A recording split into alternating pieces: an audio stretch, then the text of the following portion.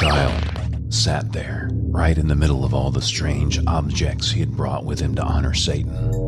I removed my beautiful falchion from its sheath and drew blood from parts of his neck. But, there was so much more to do. He had things he could have fought me off with, but the coward chose not to use any of it. A boy. Dickens sent me to kill a boy. Oh, wait, hold on. I need to set up my camera so that thousands of people can cheer me on while I brutally murder you. It'll be fun. I'm not a boy. I'm 18. Mom and Dad, they can't survive without me. Please. Please. Please. I take care of them. I don't have anybody else. Yeah, thanks for the clarification. Honesty's always the best policy. Looks like he's not a kid after all. The punishment will be much harsher. This seemed like a low thing to do, but that is just how I do business. I only turned away for a second and the bastard made his sad attempt of escaping. I slapped him hard. He landed right back on the floor. Stay down! I'm trying to murder you. Why can't you just accept that? Are you afraid to meet your dark god? You should have worshipped someone else. The boy stayed down as instructed. This caused me to grin from ear to ear. And that was power. My fans all saw how delighted I was for another game of murder as soon as I went live on the Annihilation Chamber. All right, kid, let's put on a show. Hello, all of my adoring fans. Or should I call you my family? You all accept me, you love me, you encourage me. Perhaps that makes you my family. Well, tonight, we are going to witness this devil-worshipping arsonist go down in flames. Yes, ladies and gentlemen, flames. I heard the boy protest, so I shouted again.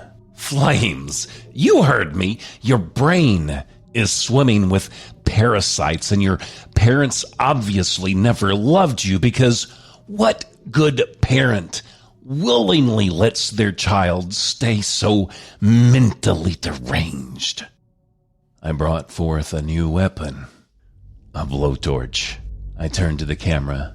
The people in the chat room all told me to light his bottom side with it. Juveniles. I would do so much better than that. I made it a priority to protect my face and body by slipping on some gloves and other things. Safety first, of course. I am going to slide this down your throat, and there's nothing you can do about it. I grinned. What's that? Oh, it's fear. I see the fear in your eyes. I like that. Shh. Don't say a word. Don't scream. Don't breathe. No one wants to hear all that. I would like to introduce the audience to the Burns-O-Matic TS-8000. I looked my victim dead in the eye. What's the matter? Don't like it when the tables are turned? You don't like it at all, do you? Let's see. What body part should I burn first? Maybe the feet. Yeah, that way you won't try to escape again. I could just tie you up, but I don't think I'll have to do that. Will I? Will I have to do that? Answer me when I talk to you! The idiot shook his head no. I kicked his stomach and placed my foot on it while I set his feet ablaze. Of course, I put it out within seconds to keep him from going into shock. Oh, no. No. This isn't over. Quick kills are no fun for me. Let's see what else we can do. I don't want to get to your head yet, because that might actually kill you. How about your legs? That's fun. Let's work our way up. I took the blowtorch to his legs and left it on for a good 5 minutes. I grinned widely as his skin shrank and split open, his fat oozing onto the floor. I held the microphone close so the audience could hear the sizzle. It sounded like bacon. It didn't smell like bacon, though. You are going to have to keep it down. It's very rude of you to scream and carry on during peaceful hours. You know the police station is right around the corner, right? You wouldn't want them arresting you for public disturbance.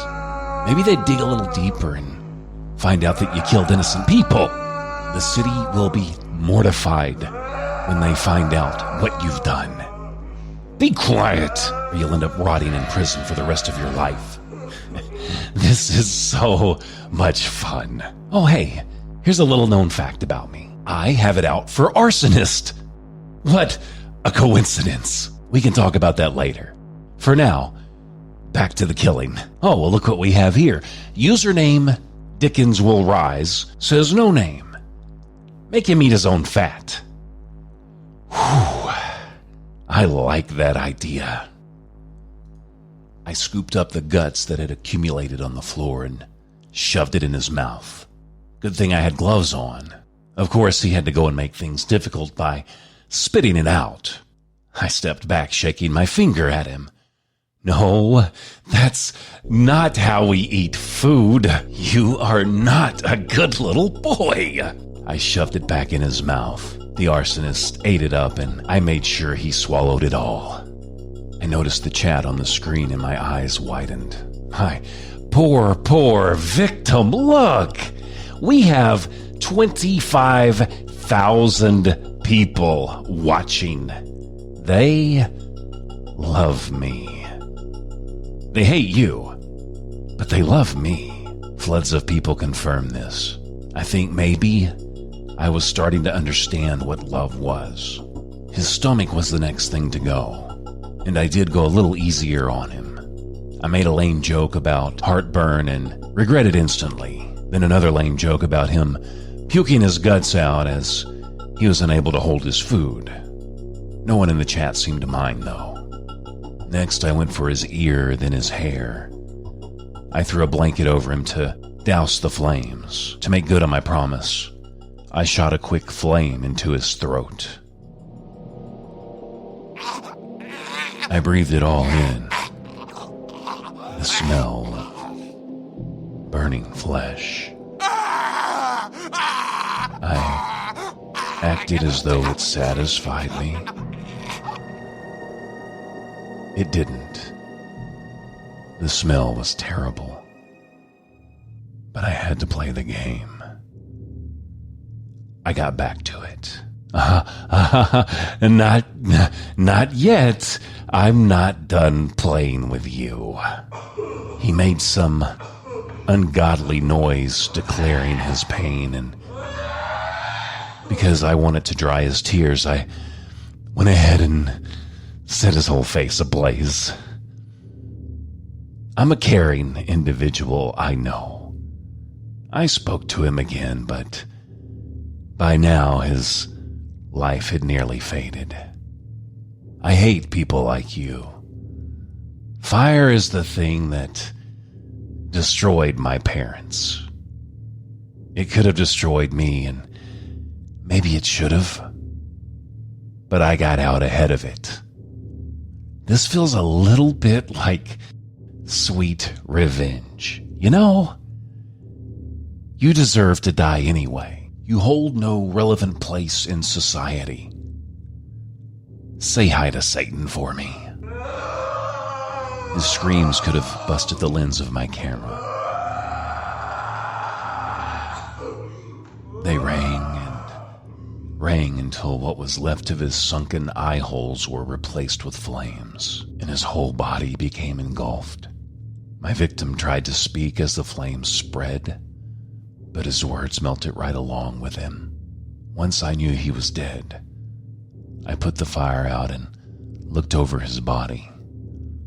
The smell of smoke and burned flesh and vomit made me feel as though Satan himself came to collect the full soul.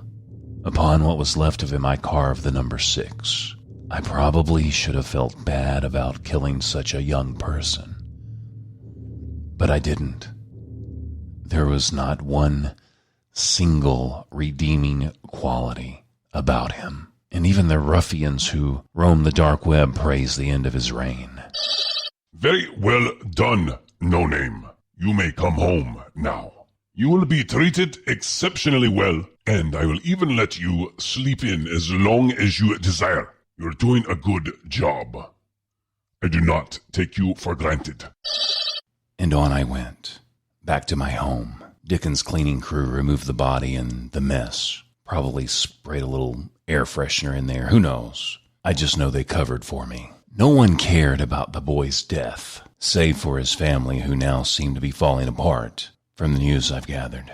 Everyone expected it when it came out that the kid burned himself to death in a satanic ritual. I smiled, reading the boy's obituary. The scum was dead and gone, and I would keep killing more people just like him.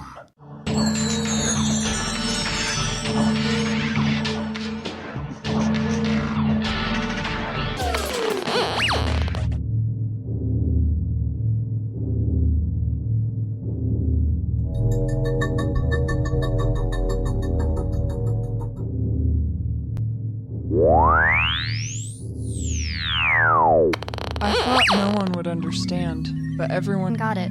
They knew what had to be done, and they were even willing to help me do it. It wasn't a slow process saving In the world anymore. It was a family business.